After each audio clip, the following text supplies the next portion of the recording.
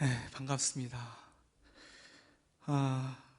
우리가 인생을 살다 보면은요, 전혀 예상하지 않았던 한 사건이 그 사람의 인생을 확 바꾸는 경우가 있습니다. 그렇죠. 또 누군가 던진 말 한마디가 그의 인생을 전혀 다른 방향으로 바꾸는 경우가 또 있습니다. 이것을 전환점이다, 영어로는 터닝 포인트다라고 합니다. 터닝 포인트를 경험한 사람이 있습니다. 여러분이 잘 알고 있는 최불암이라는 배우이죠. 여러분, 아주 우리나라의 명배우로 잘 알려져 있습니다. 그에게도 아픈 상처가 있었습니다. 젊었을 때에 햄릿이라는 연극의 주연이었습니다. 열심히 준비해서 무대에 올렸습니다. 그런데 많은 사람들에게 호응을 받지 못했습니다. 돈도 투자했고요, 시간도 투자했고, 많은 노력을 투자했음에도 불구하고 많은 사람들에게 외면을 받았어요. 창피해서 도저히 얼굴을 들고 다닐 수가 없었습니다. 그래서 군대로 도망갔습니다. 군대를 간 거예요. 상처와 아픔과 고통을 가지고 군대에 갔습니다. 군대에 가서 또 하나의 사건을 만났습니다. 동료가 쏜 총탄에 맞은 겁니다. 생명에는 지장이 없었지만 결국 군대 생활을 다 마치지 못하고 제대하게 되었어요. 의가사 제대를 한 것입니다. 군대에 나와서 이제 많은 신음과 많은 고통과 아픔이 그를 찾아왔습니다. 난 뭘 해도 안 된다, 난 할 수 없어 라고 생각을 했습니다. 그리고 자살하기로 결심했습니다. 높은 빌딩에 올라갔습니다. 자살하려고 아래를 내려봤습니다. 막 자살하려고 하는 그 순간 그의 머리를 스치고 지나가는 하나의 말이 있었습니다. 그게 뭐였냐면, 자신의 선배가 최불암 이 연예인에게 한 이야기였어요. 너는 연기에는 그렇게 큰 소질이 보이지 않는다. 그런데 딱 한 가지, 노인 연기, 할아버지 연기는 잘한다. 그쪽으로 한번 노력하고 연구해봐라 라는 말이 생각이 난 겁니다.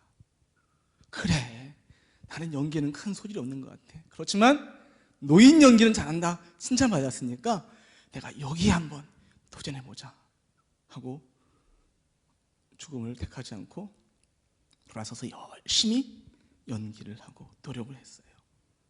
그래서 누가 탄생했냐? 여러분, 전원일기 아시죠?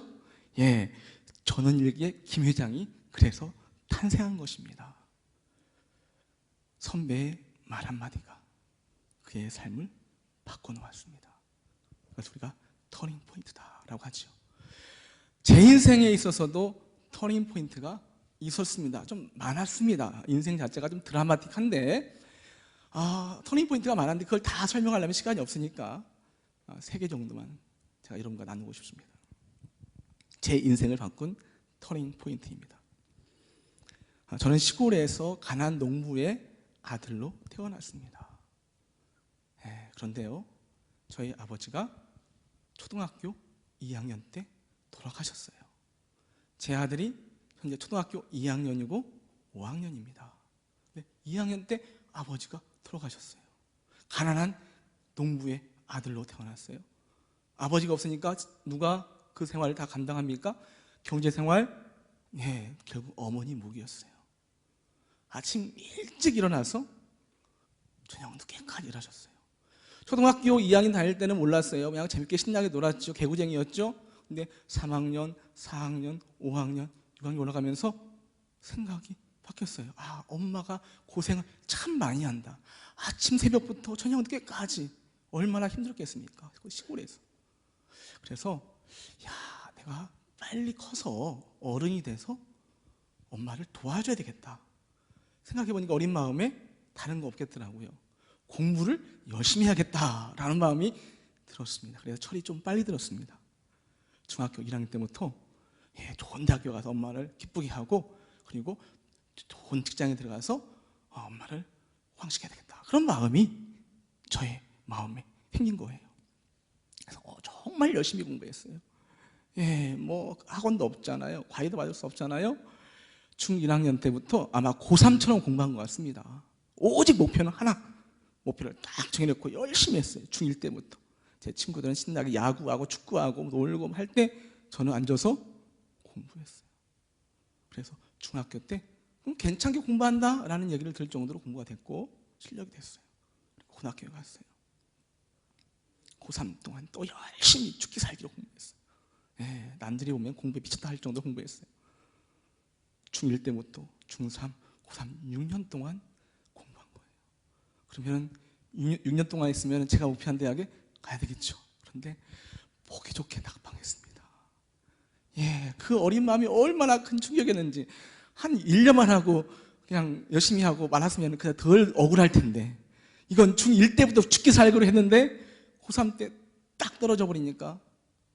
그래서 저는 고등학교 앨범이 없습니다. 왜냐하면 고등학교 졸업장에 안 가버렸어요. 화가 나가지고 뭐 할 것이냐. 그래서 제가 도저히 살 용기도 없고 소망도 없고 차라리 어머니 옆에 농사나 짓자 해서 농사를 짓기로 결심을 했어요. 그래서 밭에 가서 밭을 메고 뭐 땅을 파고 농사를 쳤어요. 농사 짓기로 결심을 한 거죠. 그리고 이제 농사를 짓기 위해서 나갈 때는 항상 라디오를 가지고 나갔습니다. 왜냐하면 농사하기 위해 나가면 심심하잖아요. 무료하잖아요. 그래서 그걸 좀 달래기 위해서 포터블 라디오를 가지고 갔어요. 라디오를 듣고 이제 뭐 찬양도 듣고 이렇게 했어요. 근데 어느 날 라디오에서 하나의 광고 멘트가 나왔습니다. 그 당시에 한사랑 선교회라는 곳에서 미스바 각성대회를 했습니다. 뭐라고 멘트가 나오냐면, 전국에 있는 크리스찬 대학생들이요, 청년들이요, 성도들이요, 잠실 종합운동장에 모여라. 모여서 우리가 회개하고 각성하자. 이런 멘트였어요. 그리고 독려를 하는 거예요. 땅을 파고 있다가 순간 그 얘기를 들으면서 저도 모르는 사이에 그래, 서울에 올라가 보자. 가서 하나님의 말씀을 듣자. 저도 모르는 사이에 마음이 그런 생각이 든 거예요. 야, 가자, 올라가자 라는 생각이 들었던 거예요. 그 마음을 주체할 수가 없었어요. 그냥 감독이 조금 말씀을 에이 뭐 가, 귀찮게 이럴 텐데 감독이 너무 세게 와버린 거예요. 그래서 그날 저희 어머니에게 말씀드렸어요. 잠깐 동안 서울에 올라가서 집회 참석하고 내려오겠다 하고 올라갔습니다. 가서 은혜를 많이 받았어요. 인생에 소망이 없고 절망과 좌절 가운데 땅만 파는 인생으로 살자 라는 저에게 세상에 가치 있는 일이 있다는 거죠. 고상한 일이 있고 최고의 가치 있는 일이 무엇이냐? 바로 그것은 하나님의 복음을 증거하는 일이다. 여기 나의 인생을 걸자라는 마음의 결단이 섰습니다. 그리고 내려왔어요. 시골의 생활을 정리하고 서울에 올라가게 된, 신학을 하게 되는 하나의 계기를 만든 것이죠. 두 번째 터닝 포인트가 있었습니다. 그건 뭐냐면요, 이제 서울을 가기 위해서 고속버스를 타고 쫙 올라갔어요. 톨게이트를 통과했습니다. 여러분, 제가 시골에서 익산에 있는 고등학교를 졸업했어요. 대도시가 아니라 소도시잖아요. 서울에 촌놈이 올라가 보니까 휘황찬란한 겁니다. 밤에 야경을 보니까 그냥 너무나 화려합니다. 그런데 놀라운 일을 하나 발견했는데, 그건 뭐냐면 서울 야경에 십자가 네온 사인이 얼마나 많은지. 그 당시 90년도였는데요 너무너무 많았어요. 와, 대한민국의 교회가 너무너무 많다. 신학을 위해서, 신학을 준비하기 위해 서울에 올라왔는데요, 교회가 너무너무 많은 거예요. 그 마음에 제가, 나같이 실력도 없고 부족하고 무능한 사람이 한국에서는 목회하기는 어렵겠구나. 여기 레드오션이다. 이게 너무 많기 때문에 나는 한국에서 목회하는 것보다는 교회가 없는 선교지나 아프리카 이런 데 가서 선교를 해야 되겠다, 해외 사역을 해야 되겠다라는 마음이 들었어요. 기도하는 중에, 그러면 선교 사역을 해야 되고 해외 사역을 해야 되는데 필요한 건 뭘까? 영어를 해야 되겠다. 최소한 영어는 알고 있어야 영어로 복음도 전할 수 있는 거 아니냐라는 생각이 들었던 것입니다. 그래서 또 기도했어요. 하나님, 어떻게 영어를 공부해야 되죠? 라고 기도했더니 어떤 마음의 감동이 오냐면 영어 성경이다라는 생각이 들었어요. 왜냐하면 신학교에 가면은 성경을 많이 봐야 되잖아요. 성경 시험도 보고 성경을 많이 알아야 돼요. 예, 성경도 보고 영어도 하고 영어 성경이 최고입니다. 그래서 제가 킹제임스 버전이라는 영어 성경을 샀어요. 그리고 영어 성경을 공부하기 시작했습니다. 또 욕심이 생겼어요. 영어 성경도 좋지만 해외 사역을 하고 선교 사역을 하려면 최소한 유학을 가야 되지 않을까? 그러면 토플 시험을 봐야 돼요. 그래서 서점에 가서 제가 토플 책을 샀어요. 예, 혼자 독학을 했습니다. 지금도 그 책이 제 서재에 꽂혀 있습니다. 토플 공부를 열심히 하고 영어 성경을 공부하고. 네, 여러분, 놀라운 일이 하나 생겼습니다. 그게 뭐냐면요, 영어 공부하는데 영어가 너무너무 재밌는 거예요. 여러분, 영어가 재밌습니까? 재미없어요. 왜냐하면 영어는 단어를 외워야 되거든요. 근데 그 단어를 열심히 외우면 어때요? 우리가 기억 남습니까? 금방 잊어버려요. 문법도 복잡합니다. 이건 뭐 관계대명사 헷갈려요. 짜증납니다. 문장이 길어지면은요, 그때부터 까먹은 글씨 화영은 종입니다. 혼자 소설을 쓰는 거죠. 진보가 안 생긴다는 얘기죠. 그러니까 영어를 빨리 포기합니다. 근데요, 영어 성경을 보기로 또 선교 사역을 하겠다, 영어 사역을 하겠다라는 마음이 드는 그 순간 이후부터 영어가 사랑스러워집니다. 영어가 이뻐 보입니다. 안 믿어지시죠? 믿거나 말거나. 자, 실력이 없어도 영어가 재밌으니까 계속 하다 보면 어때? 실력이 늘어요, 안 늘어요? 늘어요. 그래서 선교 사역을 위해서 영어를 공부했고 영어 성경을 공부했습니다. 그것이 지금 제 사역의 밑거름이 되었던 것입니다. 세 번째 터닝 포인트가 있습니다. 제가 이제 열심히 영어 공부도 하고 사역을 열심히 했어요. 그러다가 이제 때가 돼서 선교지가 아니고 사역지. 예, 그러니까 전도사가 되면 사역지로 나가잖아요. 네, 첫 번째 간 사역지가 어디였냐면 경기도 광주 초월면이라는 곳이에요. 얼마 전에 가보니까 거기 아파트가 많이 들어와 있더라고요. 근데 그 당시에는요, 하루에 2번 버스가 다녔어요. 오전에 1번, 오후에 1번. 버스가 2번밖에 안 다니는 아주 오지였죠. 그것에 조그마한 개척교회에 전도사로 가서 사역을 하게 된 것입니다. 가보니까 어른들은 없고 애들만 있어요. 애들만. 학생들만 있어요. 중학생, 초등학생, 고등학생. 자, 그럼 이 아이들한테 내가 어떻게 서비스할까? 어떻게 섬길까라는 생각하다가 매일 뭐 하는 겁니까? 영어 성경하고 토플 공부 열심히 하잖아요. 예, 그러니까 애들한테 영어를 가르쳐야 되겠다. 영어 공부를 많이 했으니까 그래도 학생들을 가르칠 만한 실력은 됐습니다. 그렇게 1년을 섬겼어요. 2년을 섬겼습니다. 그리고 또 다른 교회로 사역지를 옮겼을 때 거기서 동일하게 똑같이 토요일 날 아이들 뭐 합니까? 또 영어를 가르치는 거예요. 영어 성경도 가르치고요. 예. 그리고 또 사역지를 옮겼습니다. 중대형기로 갔어요. 한 1000명, 2000명 뭐 이런 게 가서 사역을 할 때도 마찬가지로 학생들을 불러 모아서 토요일 날 뭐 했습니까? 영어를 가르쳤어요. 그게 1년이 지나고 2년이 지나고 3년이 지나고 4년이 지나고 10년을 그렇게 했어요. 저는 영문학을 전공하지 않았습니다. 그리고 학원에서 학원 강사 경험이 전무했습니다. 그런데 10년 동안 뭐 했어요? 주일날 교회에서 아이들을 가르쳤어요. 1년, 2년, 3년. 여러분, 내공이 쌓인다고 하잖아요. 노하우가 쌓이기 시작합니다. 10년 정도 하니까 고급 영어부터 시작해서 저기 기초 영어부터 시작해서 아이들 가르치다 보니까 이게 방법이 생긴 겁니다.